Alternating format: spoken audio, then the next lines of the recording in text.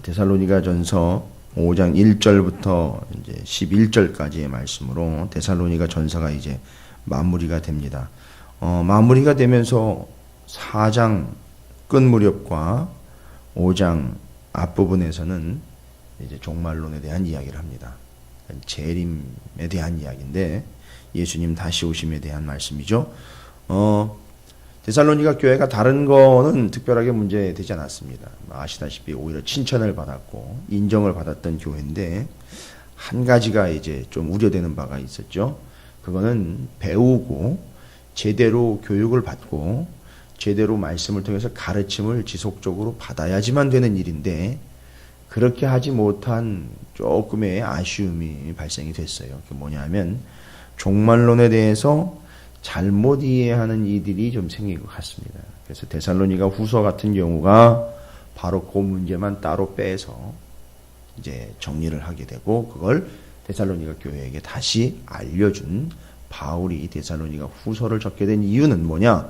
바로 오늘 데살로니가 전서 5장 1절부터 11절 그 앞서서는 4장 13절부터 18절까지 우리가 지금 이제 다루고 있는 바로 요 주님의 다시 오심 재림에 대한 것들의 오해 때문이다라는 걸 이제 알 수 있습니다.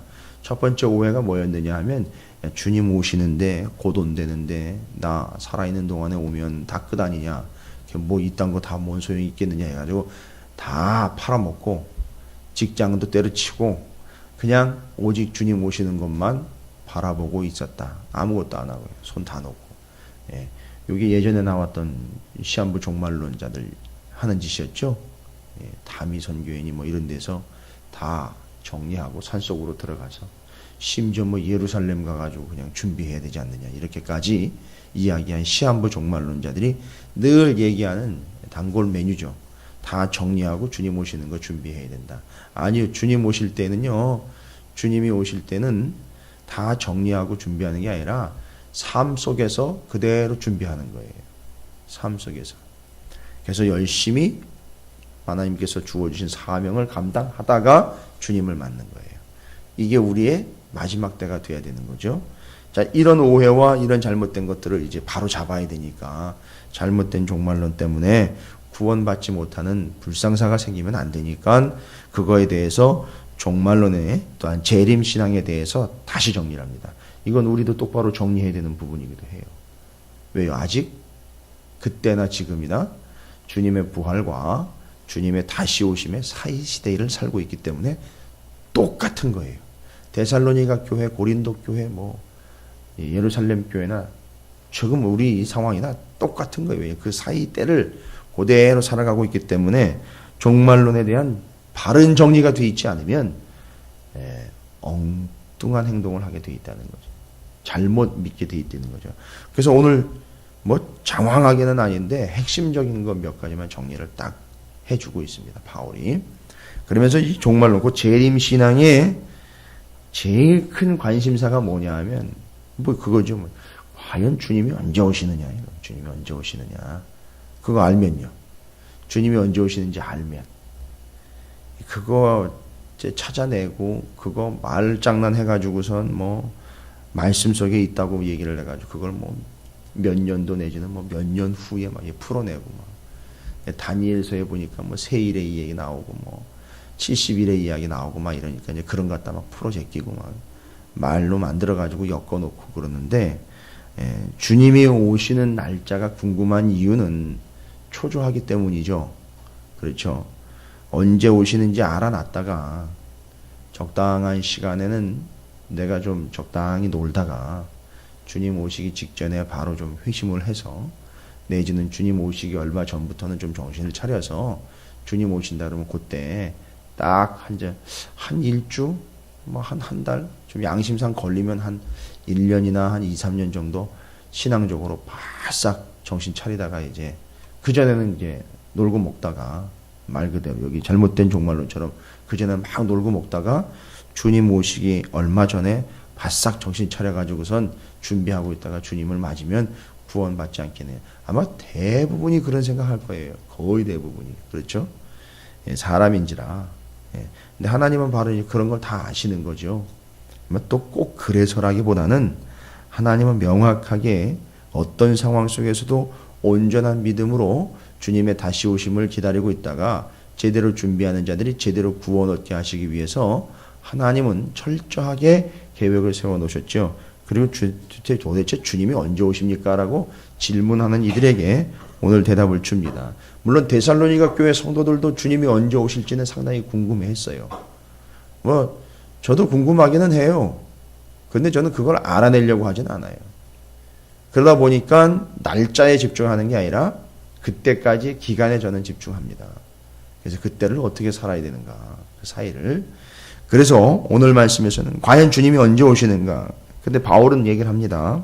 데살로니가 교회 성도군, 오늘날 성도군 언제 오실지에 관심 갖지 말아라. 나도 모르고 너도 모르고 아무도 모른다, 이 땅 사람들은. 오직 하나님만 아시고 주님 오시는 분, 그분만 아시는 거지 너도 나도 아무도 모른다. 그러니까 오시는 시간에 대해서는 얘기하지도 말고 관심 갖지도 말아라. 오시는 시간에 대해서. 그러나 어떻게 오시는지는 집중을 해라. 어떻게 오실지는.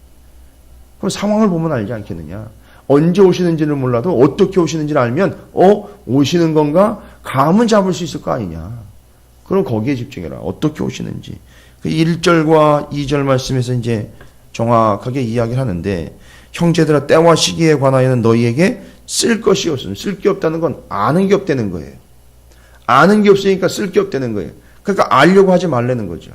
2절에 주의 날이 밤에 도둑같이 이를 줄을 너희가 자신이 자세히 알기 때문이라. 근데 언제 오실지는 전혀 모르는데 자세히 알고 있는 게 있대요. 아주 정확하고 자세히 아는 게 있는데 어떻게 온다냐면 주의 날이, 그 주님이 오시는 재림의 날이 밤에 도둑같이 이를 줄을 너희가 분명히 안다는 거예요. 그러니까 주님이 오시는데 밤에 오신다는 얘기가 아니에요. 또 이걸 갖다가 뭐 밤에 온다는 둥 또 이렇게, 아니 밤인지 낮인지도 모른다고요. 언제 오시는지 모른다고요. 그런데 오시는 스타일이, 오시고 보니까 도둑 맞았다, 이런 식이 된다는 거예요. 잘못하다가는. 여러분 도둑 맞아 보셨어요? 여기 계신 분들은 다 안전한 삶을 살고 계시는 거예요. 도둑 맞아 보면 황당하죠. 기가 차죠. 입이 벌어진 채로 다물어지질 않아요. 상상을 한번 해보십시오. 전혀 생각지도 못했는데 도둑을 맞은 거예요. 아니 도둑이 언제 들어올지 알면은 도둑 맞겠습니까? 그런 식이라는 거예요. 주님의 오심이. 그러니까 언제 오는지 자꾸 그것만 노리는 거예요. 그러나 주의 날이, 주님의 재림은 밤에 도둑이 갑자기, 밤에 도둑이 몰래 오는 것처럼 그렇게 온다는 거예요. 그렇다고 주님이 뭘 잘못해가지고 떳떳하게 오시지 못하는 그런 개념이 당한다는 거예요. 우리 입장에서 그렇게 당하는 것처럼 마지막이 온다는 거예요. 비참한 거죠. 여러분 재림을 맞는데 도둑 맞는 것처럼 맞아요. 이게 뭐 어떻게 된 겁니까 도대체? 자, 그래서 오늘 말씀에서는 보니까 주님의 재림이, 주님이 다시 오시는 날이 도둑처럼 임할 것이다 라고 이야기하면서 3절에 왜 도둑 맞는지 아세요? 왜 도둑 맞는 것처럼 그렇게 당하는 게 되는지 아십니까?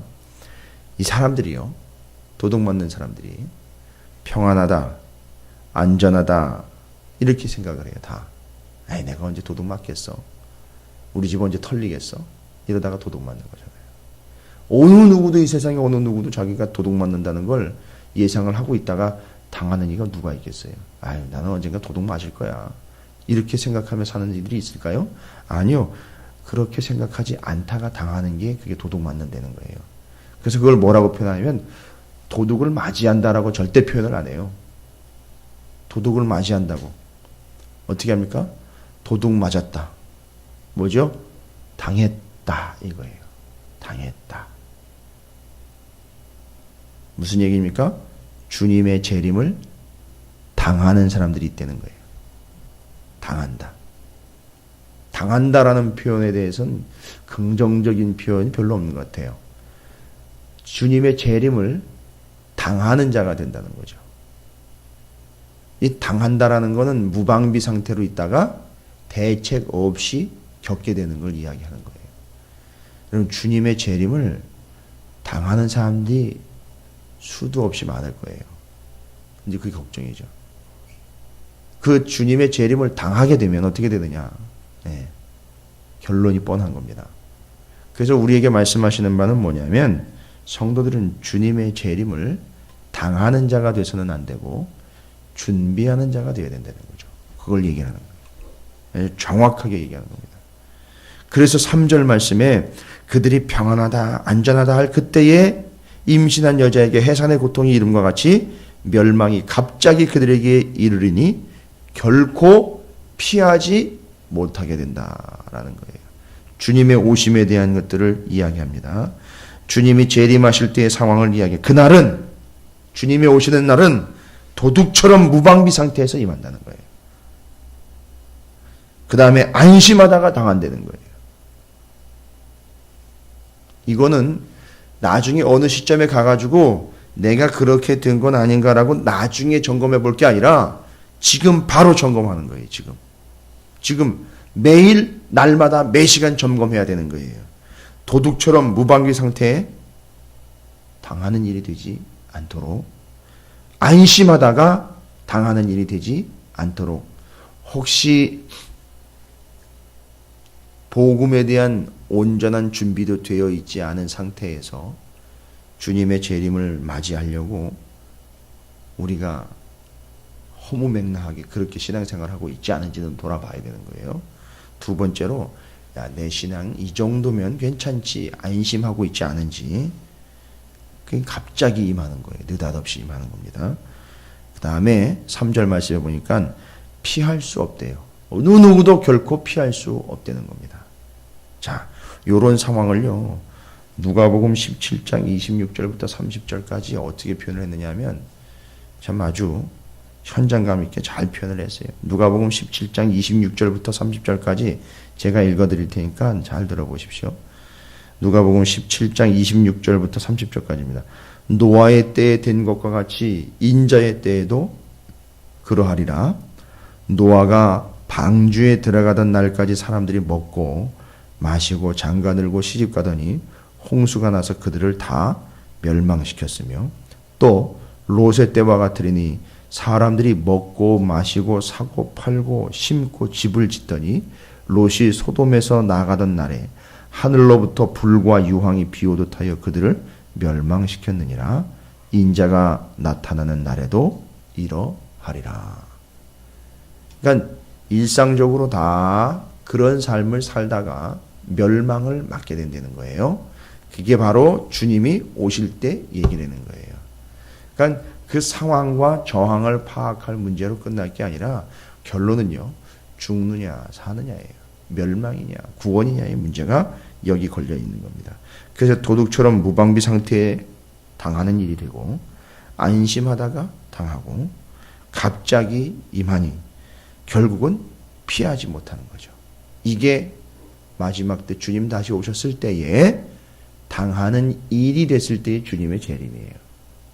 그러면 주님의 재림을 당하는 사람들은 그냥 당하다가 끝나는 거예요. 그러나 준비한 사람들은 어떻게 될까요? 맞이하여 구원을 얻게 되는 거죠. 당하는 사람들은 거기서 당하는 걸로 끝. 구원을 얻은 사람들은 준비하여 제대로 다음 스텝이 있다는 거예요. 하나님 나라. 이게 마지막 때. 근데 중요한 건 뭐냐면 대부분이 이렇게 맞이하게 될 거라는 거예요. 그런데 오늘 데살로니가 전서 5장에 사도 바울이 데살로니가 교회에 보낸 이 편지에서는요. 뭐라고 얘기합니까? 너희들은 데살로니가 교회 성도 여러분들은 뭐래요? 그렇게 임하지 않는다는 거예요. 이 뭘 보고 뭘 근거로 이렇게 데살로니가 교회 성도들에게 안심하도록 주는 걸까요?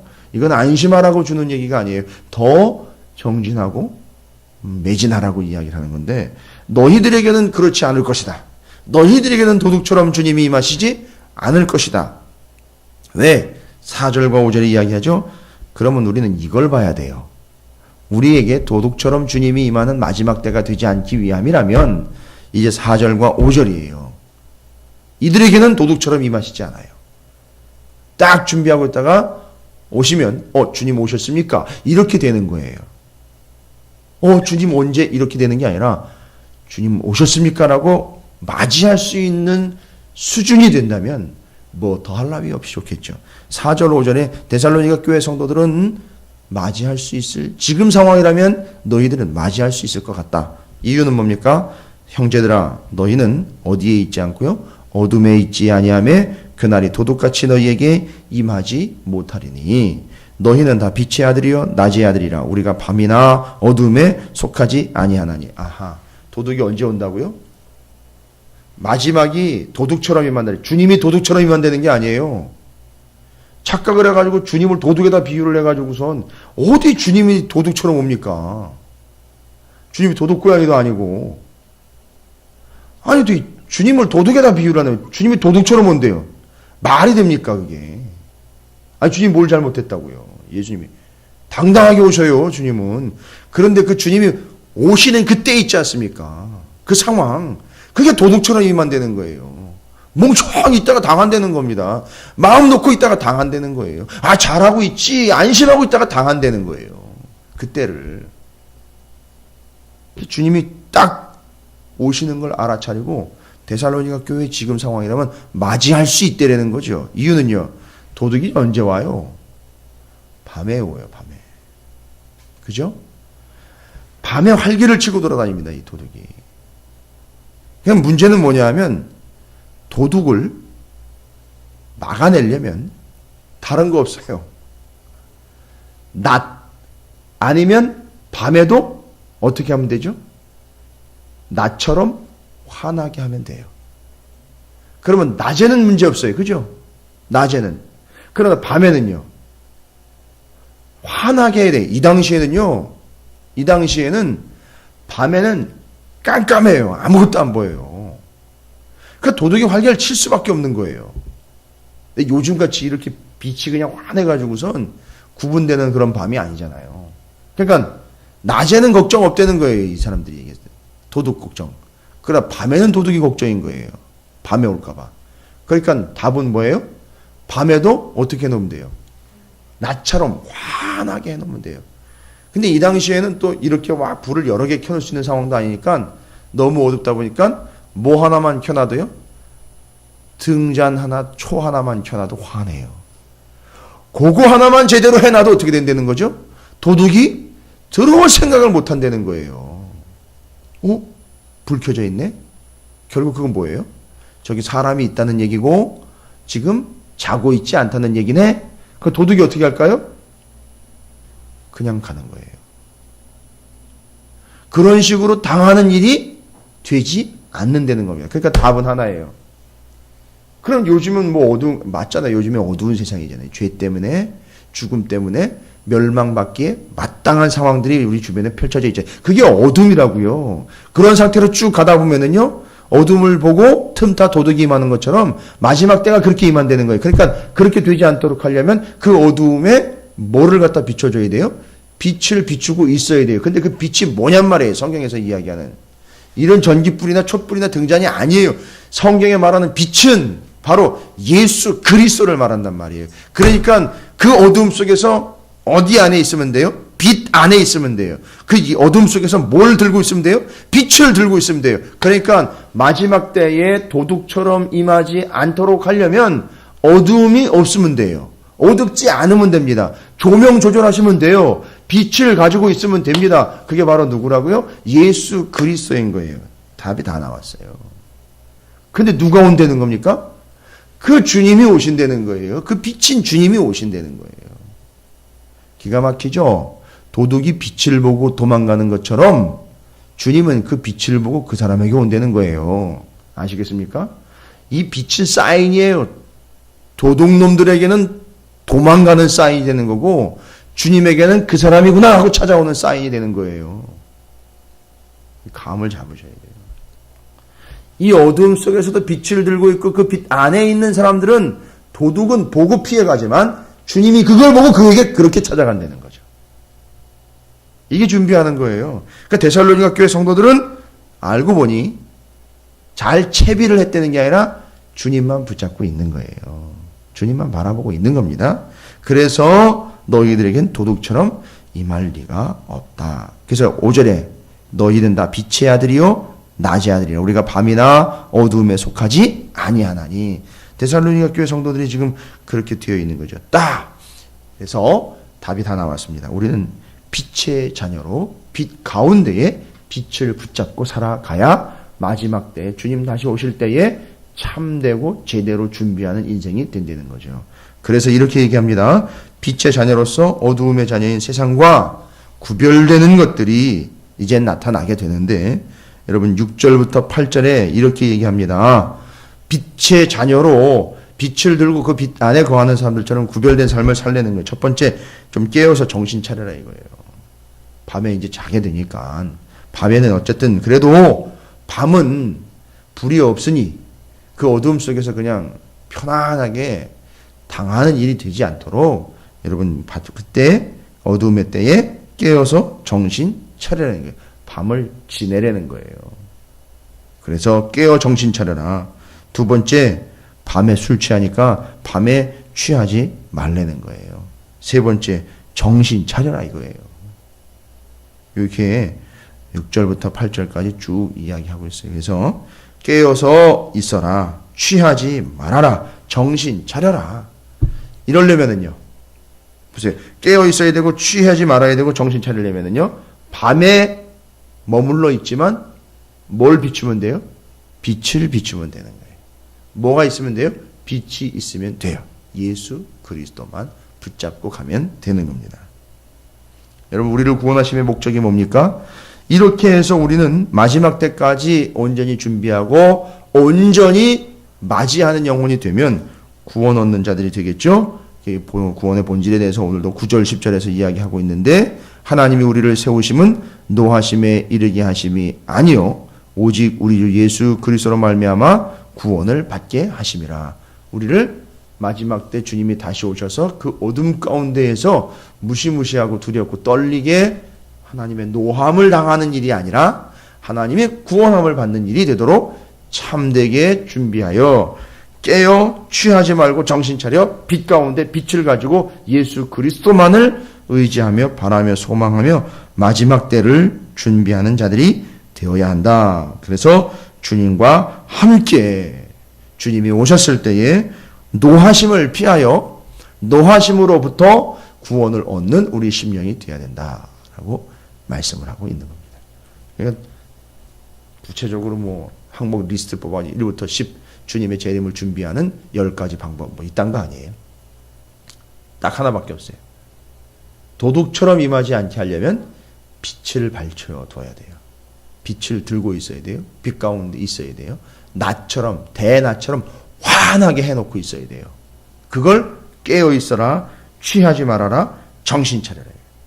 그러니까 우리의 영혼과 삶과 신앙에 늘 빛이 비추어지는 상태를 유지해야 된다는 거예요.